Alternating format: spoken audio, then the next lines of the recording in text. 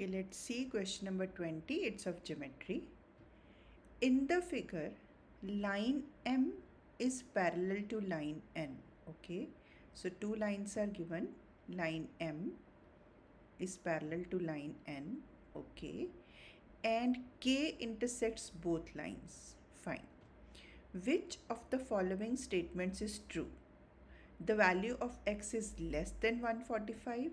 It is greater than 145. It is equal to 145 and it cannot be determinant. Fine. See, first of all, let's see. No doubt in our question, it is given that M is parallel to N. But the angles we have to take into account, they are not involving M at all. So the two lines considered in our given questions, one is line K and another is line N. And if we see the relation between these two lines, these two are intersecting lines, right? So that means even if in our question line M is given to line N, it is not being used in our question. So that is just an information. But the two lines we have to take into account are the two intersecting lines. First point clear.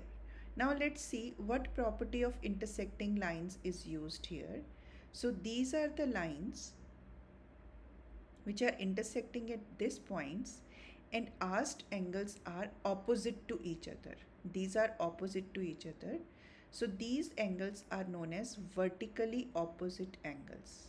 Vertically opposite angles.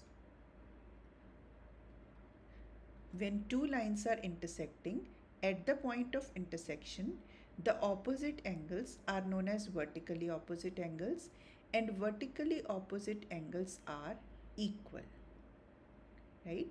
So if I mark it as angle 1 and this is angle 2, so that means angle 1 is equal to angle 2, and sideways these are also vertically opposite angles. Angle 3 is equal to angle 4. So here vertically opposite angles are equal. This property is being used. Now if you see in your question, angle 1 is x and angle 2 is 145. They are equal because they form a pair of vertically opposite angles, and vertically opposite angles are equal.